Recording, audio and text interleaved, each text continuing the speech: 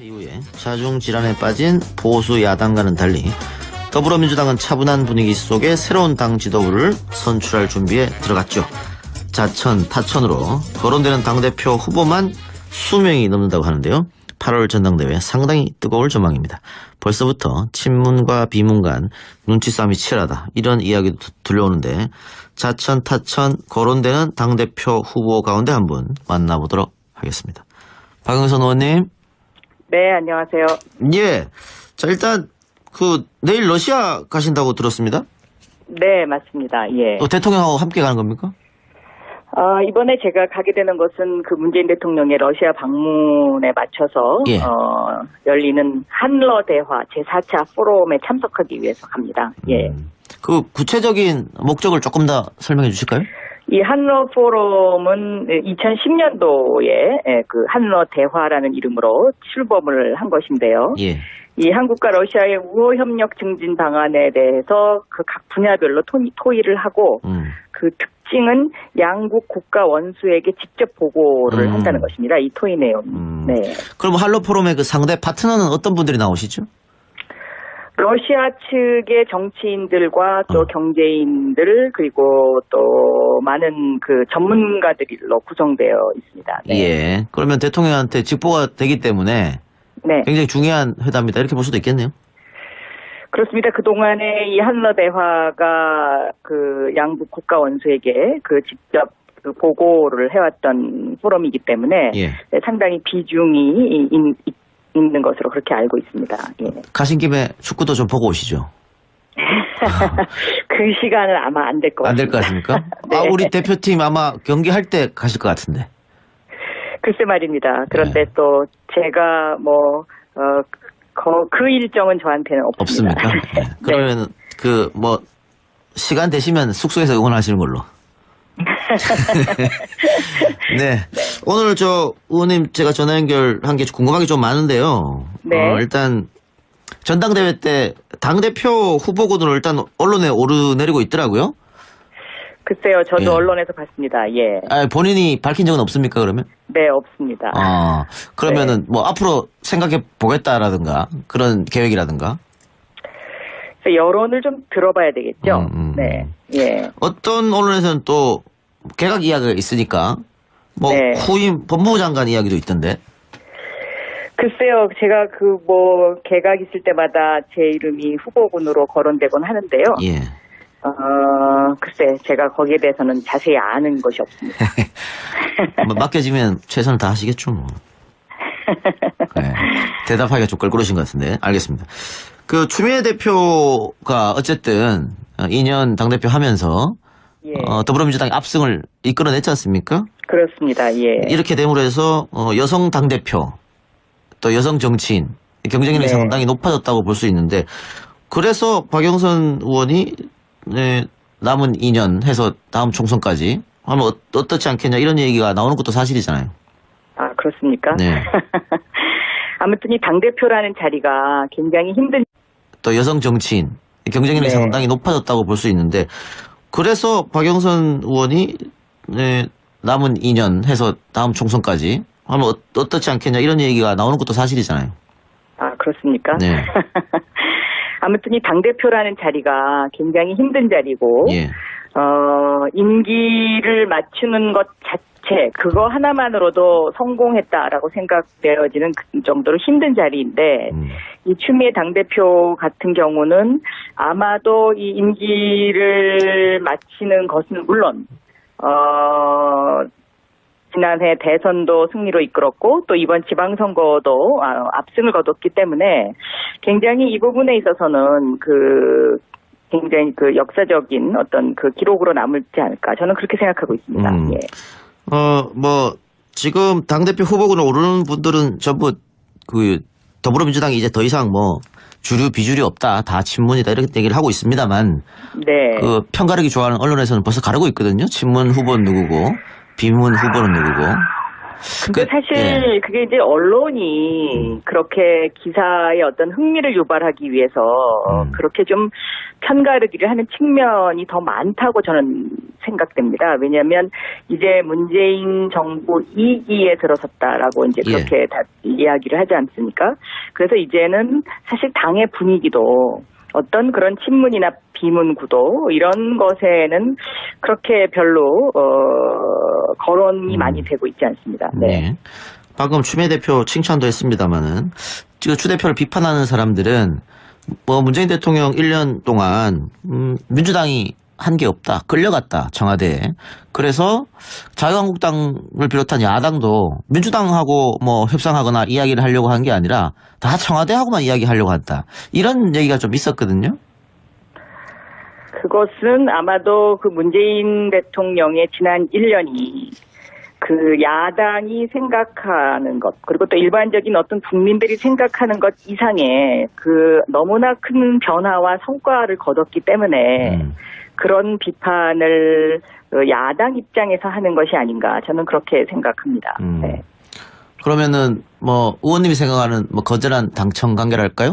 어떤 게 있을까요? 건전한 당청 관계는 협력적 보완 관계이죠. 네. 그러니까 당은 집권 여당으로서 문재인 정부의 정책 입안과 시행 그리고 결과에 책임을 지는 이제 그런 어떤 역할이 있는 것이고요. 또 국민에게는 번영과 안정 지속한 그 발전을 통해서 국민을 행복하게 하는 길로 함께 가는 이제 그러한 당의 역할을 해야 되는 것이죠. 그래서 저는 이 당청 관계가 건강하게 그리고 지속적으로 잘 가기 위해서는 이 협력적 보완 관계, 그러니까 이 보완의 의미는 서로 좀 뭔가 부족한 부분이 있을 때 그것을 채워주고 또 그것에 대해서 뭔가 왜 그 일이라는 것이 하다 보면 뭐 조금 쉴 수도 있고 그럴 수 있지 않습니까? 그럴 때 그것을 서로 이렇게 그 보완해주는 역할 그것이 굉장히 중요하다. 저는 그렇게 생각하고 있습니다. 그러니까 협력적 보완 관계라고 말씀하셨는데 야당 입장에서는 지금껏 민주당은 청와대에 거수기 노릇만 했다 이렇게 비판을 하고 있거든요. 그래서 제가 여쭤본 거예요. 그것은 뭐 야당의 비판이죠. 그러니까 제가 말씀드린 이 보완 관계를 얼마나 그 튼실하게 했느냐. 이런 이제 부분에 있어서는 저희도 좀 더 그 보강할 부분이 있다고 저는 생각하고 있습니다. 예를 들면 오늘 아침에 있었던 당정청에서 여러 가지 그 사안들이 결정이 됐는데요. 저는 오늘 아침에 당정청 회의가 굉장히 잘 됐다고 생각합니다. 어떤 그 청와대에서 문재인 정부가 나아가야 할 어떤 방향 제시가 1기에 있었으면 2기는 이것을 이제 실행에 옮기는 이제 그러한 단계로 접어들어야 되는데 그 실행에 옮기기 직전에 당정청이 한번 모여서 1기 때 제시했던 그런 방안들을 검토하고 또 체크하고 무엇이 부족한 것이 없는지 아니면 좀 너무 많이 나간 것은 없는지 이런 것을 점검해서 오늘 상당히 수위 조절을 많이 했다라고 저는 보고 있거든요. 그래서 이러한 당정청 관계를 건강하게 끌고 가는 것 이것이 굉장히 중요하다. 저는 그렇게 보고 있습니다. 알겠습니다. 다른 얘기 여쭤보겠습니다. 네. 그 문재인 대통령이 지방선거 압승 결과에 대해서 등골이 서늘해질 정도로 두렵다 이렇게 얘기했는데 뭐 아마 대통령 이야기는 그런 뜻 같아요.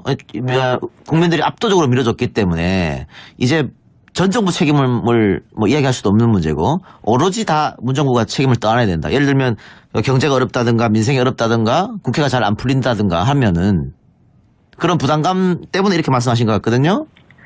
저는 그거를 이렇게 해석하고 있습니다. 그러니까 국민들이 문재인 대통령 정부, 문재인 정권에 바라는 어떤 기대치가 너무 높다 보면 그 기대치만큼 하지 못할 때에 또 실망감도 크지 않습니까?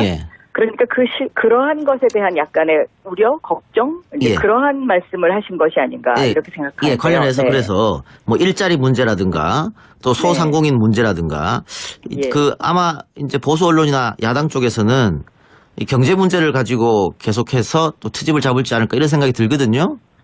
그런데 이 일자리나 뭐 민생, 경제 이게 단시간에 결과가 나는 게 아니지 않습니까?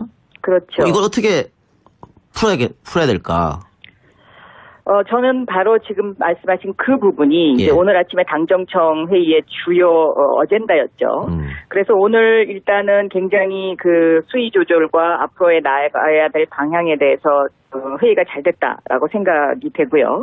이 정제 문제에 있어서 일자리와 소상공인들의 어떤 그런 아픔들을 함께 가져가는 것, 이것이 이제 어떻게 보면 이제 상방적인 것입니다. 그러니까 예를 들면 국민들은 소득이 늘기를 원하는데, 그렇죠. 이 소득을 그만큼 올리려면 기업들은 더 힘들어지는 것이죠.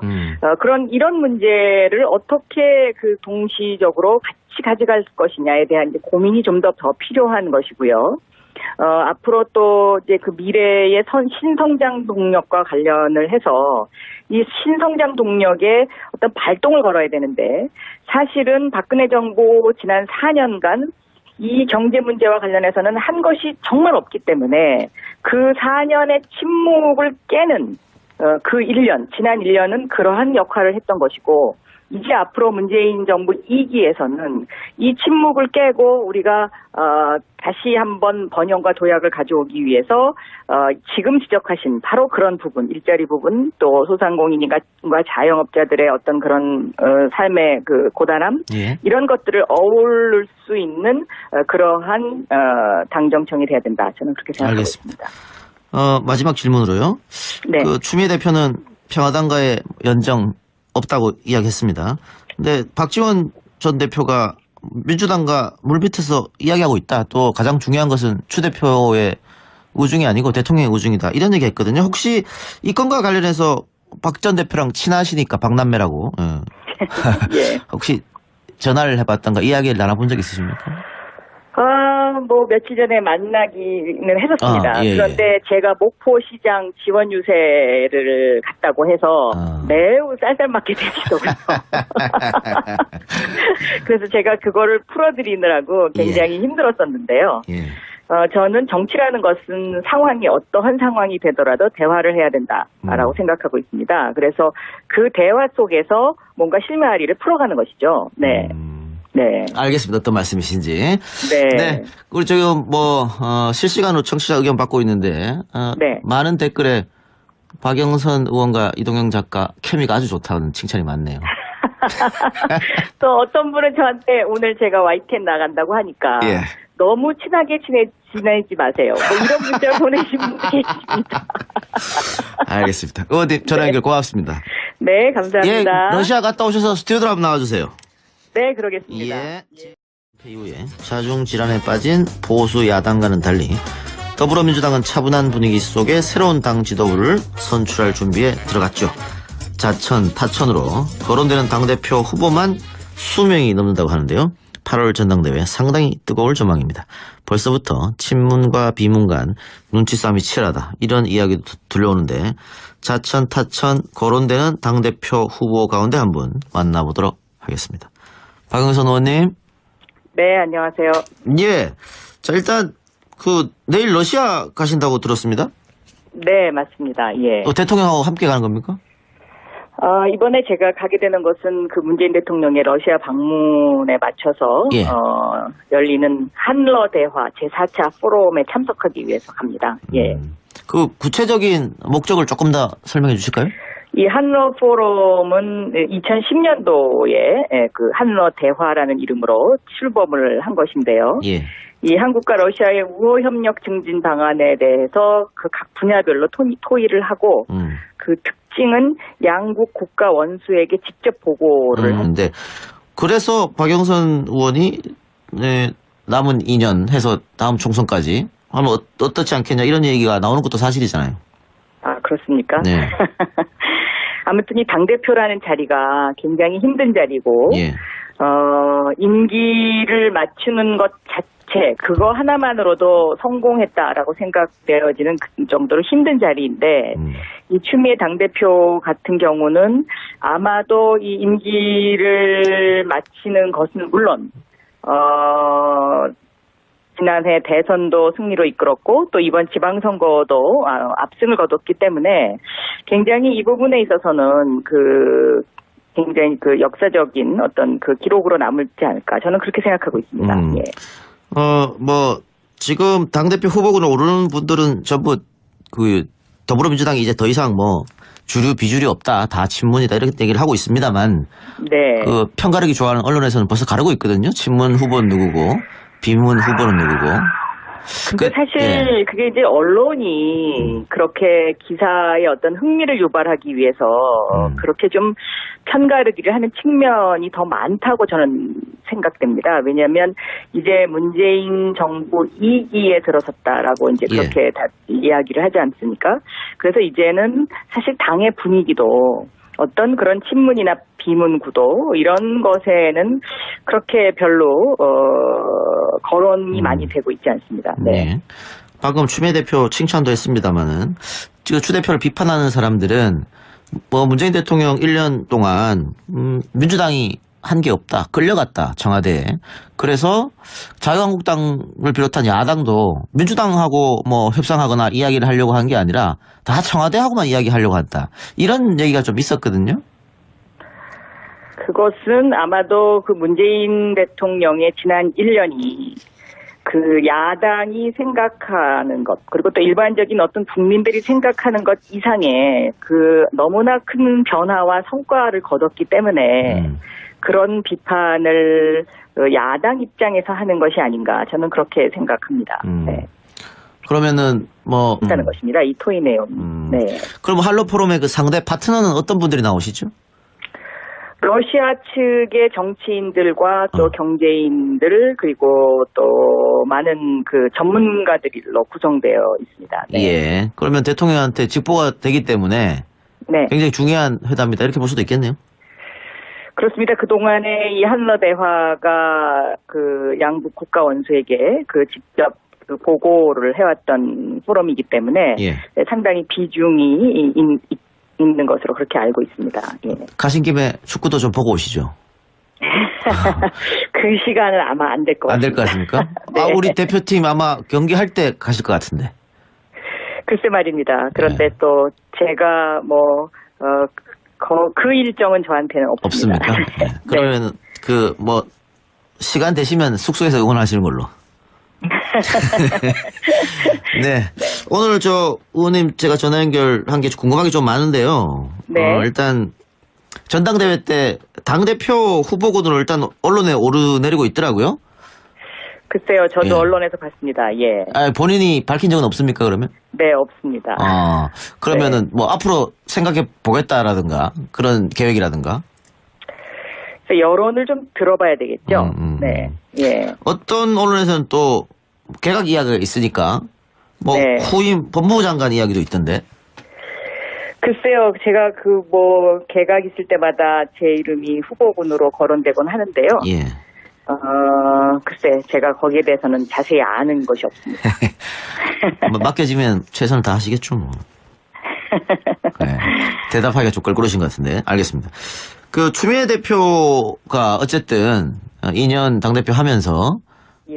더불어민주당이 압승을 이끌어냈지 않습니까? 그렇습니다. 예. 이렇게 됨으로 해서 여성 당대표 또 여성 정치인 경쟁력이 네. 상당히 높아졌다고 볼 수 있는데 그래서 박영선 의원이 남은 2년 해서 다음 총선까지 하면 어떻지 않겠냐 이런 얘기가 나오는 것도 사실이잖아요. 아, 그렇습니까? 네. 아무튼 이 당대표라는 자리가 굉장히 힘든 또 여성 정치인 경쟁력이 네. 상당히 높아졌다고 볼 수 있는